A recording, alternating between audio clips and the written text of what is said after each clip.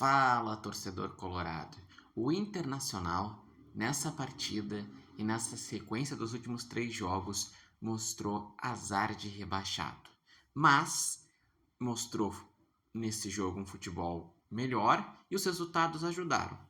Por isso que eu digo que não são só notícias ruins do Internacional. O Inter, nesse jogo, voltou a jogar no 4-2-3-1, tirou aquele esquema de 3 zagueiros que estava com muita dificuldade de criação e voltou a fazer gols. Fazia 4 jogos que o Inter não marcava, nesse jogo fez 2 e era até para ter feito mais.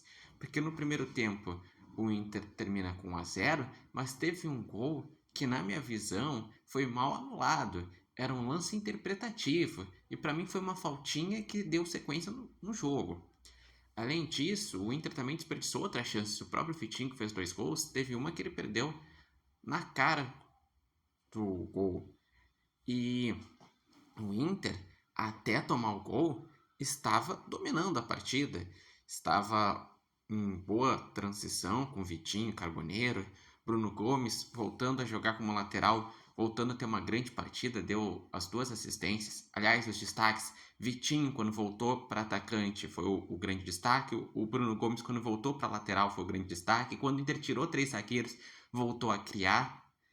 E o Internacional, ele começa a tomar um empate no momento que entra o Everton Ribeiro, que tem muita qualidade para cartear o jogo, e o Inter começa a fazer as substituições e, pela falta de elenco e também algumas substituições equivocadas, o Inter enfraquece o meio de campo.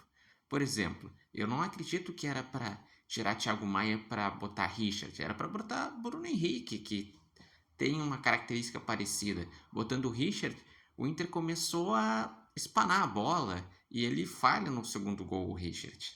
Além disso, o Inter tira Alan Patrick para botar Romero. Era preferível, então, deixar o Alan Patrick, porque o Romero não tem acrescentado em nada.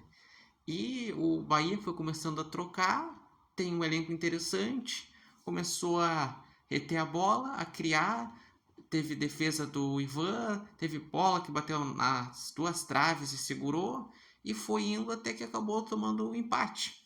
Pelo conjunto da partida, o empate não chega a ser injusto, mas pelo que o Inter criou e as chances que o Inter teve, era para o Inter ter ganhado o jogo, e isso daria uma maior tranquilidade. O Inter chegaria a 39 pontos, abriria 6 pontos em relação à zona de rebaixamento. Agora, com esse empate, está a 4 e corre risco de diminuir essa distância porque tem os jogos durante a data FIFA, os jogos a menos.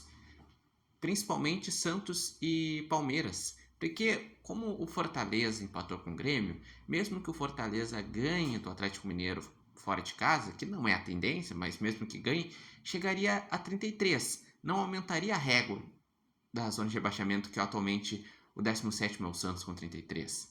Mas o Santos, ele vai enfrentar um Palmeiras, que vai estar com os desfalques dos jogadores que vão estar com as suas seleções, e o Santos sabendo que pode tirar a liderança do Palmeiras, porque o Flamengo vai enfrentar o Sport, e sabe que se ganhar esse jogo, ele sai da zona de rebaixamento e bota o Vitória com 35 pontos. Então é sim um jogo perigoso, mas o fato de o Palmeiras ter perdido para o Mirassol faz que o Palmeiras tenha que entrar com gana para ganhar o jogo, para seguir na liderança. Então é um jogo muito importante esse, e vai também ditar um pouco de qual vai ser a projeção, né, da reta final. Porque vamos botar um cenário: se o Santos perde, fica com 33 pontos, é difícil tu estipular que vai precisar 45 se faltam depois 5 rodadas. Os times vão fazer o quê? 12 pontos em 15 a serem disputados? É improvável, né? Agora, se ficar com 35 pontos, vitória na zona de rebaixamento, faltando 5 jogos, é possível pensar que eles cheguem a 43, 44 e que precise de 45.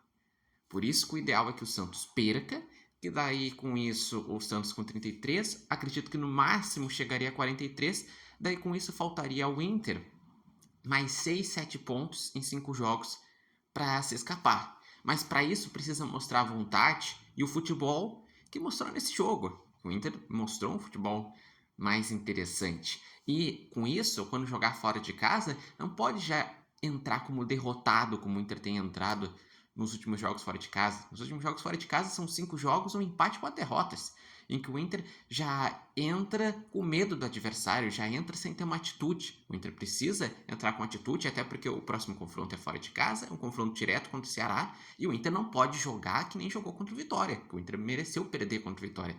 O Inter vai ter que fazer algo de diferente para conseguir um bom resultado contra o Ceará. E o Santos, que eu falei, que é um rival direto, esse o Inter vai enfrentar depois no Beira-Rio, um confronto direto que pode sim ditar quem fica na Série A e quem cai.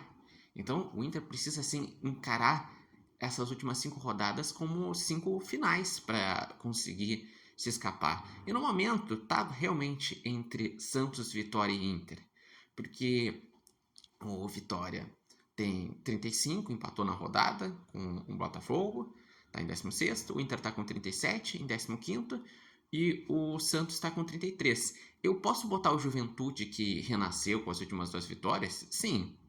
Eu ainda acho difícil o Juventude se escapar, mas posso botar. Eu posso botar com mínimas chances o Grêmio, que está com 40 pontos e que precisa pelo menos fazer mais uns 5 pontos ou 3 pontos, dependendo de qual for a projeção? Posso, mas de fato é Santos, Inter e Vitória que estão brigando contra o rebaixamento. Mas vocês, o que acharam do jogo? Qual a expectativa de vocês nessa reta final do Inter? Acreditam que o Inter pode ter uma melhor postura também fora de casa? Pode conseguir se escapar do rebaixamento? Ou esse calvário vai até a última rodada para definir quem cai, quem fica, e o Inter pode realmente ficar até a última rodada correndo risco ou até ser rebaixado? Deixem aqui nos comentários, lembrando que esse vídeo tem oferecimento de Barbearia Independência e vocês podem acompanhar o Repórter Matheus Wolff no TikTok, no Instagram e no canal do YouTube Repórter Matheus Wolff.